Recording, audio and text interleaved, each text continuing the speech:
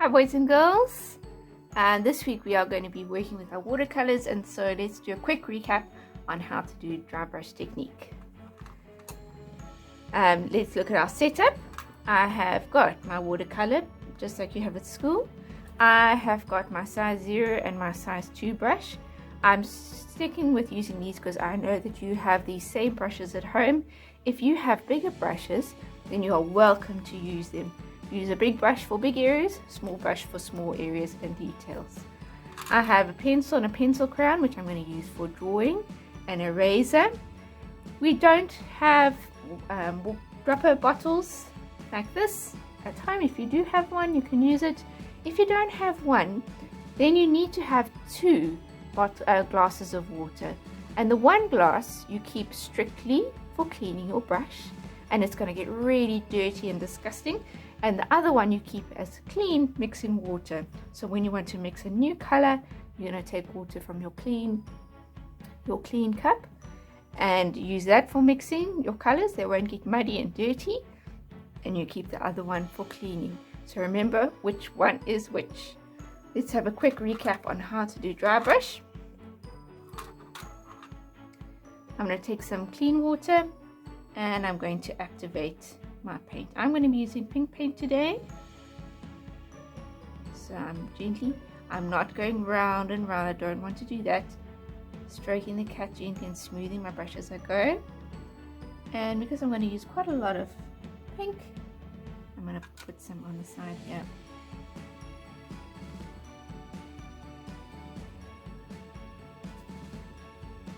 If you have this bigger brush, you can use that to move it.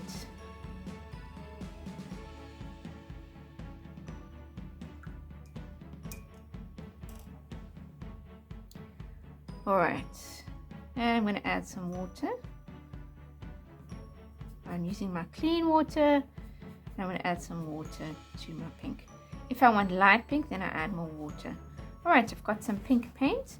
Now my dry brush, I'm going to dry my brush so that it is damp, like you dry your hair with a towel. And I want it in a nice fine point. And I'm going to paint with just the tippy of my paintbrush. So my paint is not dry, but my brush is just damp. And as I paint, it's coming out nice and smooth. If I want a more intense color, I'm just painting just with the tip of my brush. I just get more paint. If I see that there's, like here, there's a drop that I'm chasing around, that means my brush is too wet. So straight away, if I see that, blot my brush and I can carry on painting. So I don't want to be painting with blobs or little pools of paint. I am smoothing my brush every stroke, and I'm able to get nice clean painting. If I want it lighter, I use more water. I'm not going to use white to mix my colors. Okay, and I'm conscious and thoughtful about the direction of my strokes. As soon as it starts getting a bit scratchy, then I'm going to dip again. Because you're using such a tiny brush and you're only using the tip, it doesn't hold a lot of paint. You have to dip often. Alright, I hope you remember that that's what we did in class. So remember, use your clean water for mixing, dirty water for washing.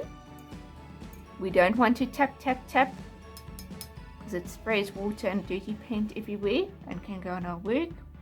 And most importantly, you must have a tissue or a piece of toilet paper, an old rag, paper towel on which to dry your brush. So the brush is not dry, it's just nice and damp, and my paint can be as wet and inky as I like it to be.